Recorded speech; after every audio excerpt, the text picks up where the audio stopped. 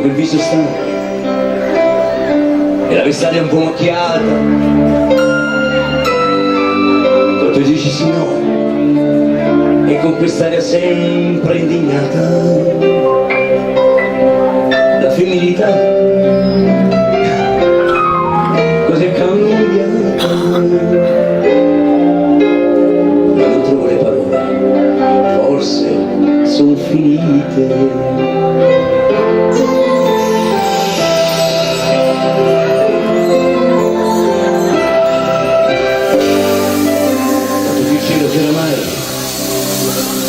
Ti stai portando appresso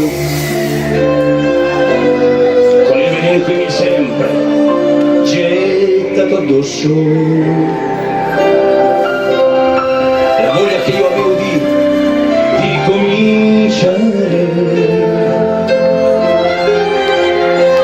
nell'envenenata che c'è morta nel mio cuore, e tu a volte ti ritrovo lì a pensare a quella donna che dormiva sul mio cuore, e anche adesso che tu sei così cambiata, però non scordo quello che mi ha saputo dare, e contraddimmi per te. Per te un piacere è diventato ormai una forma di dovere, e sai io non sopporto più nemmeno la tua voce, avrei bisogno solamente di un po' di pace, ed ogni notte tu ti arrendi sempre un po' più tardi,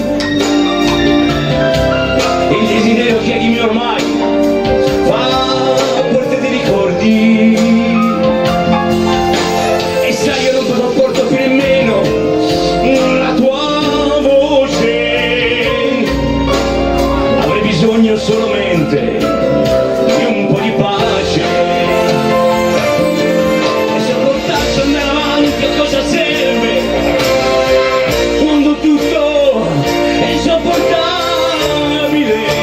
e dammi almeno un po'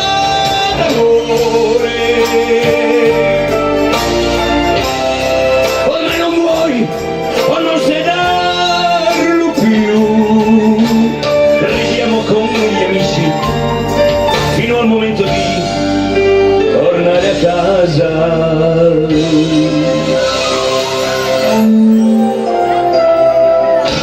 E poi di nuovo un muro, e poi ancora quel silenzio, tu cambi viso, cambi passo, togli quello che hai addosso, è sempre bello rivedere la tua donna che si spoglia, poi tutto passa quando metti la vestaglia, che dormiva con me sotto le stelle, e qualcosa che mi è rimasta sulla pelle, e anche adesso che tu sei così cambiata, io quella ragazzina non l'ho più dimenticata.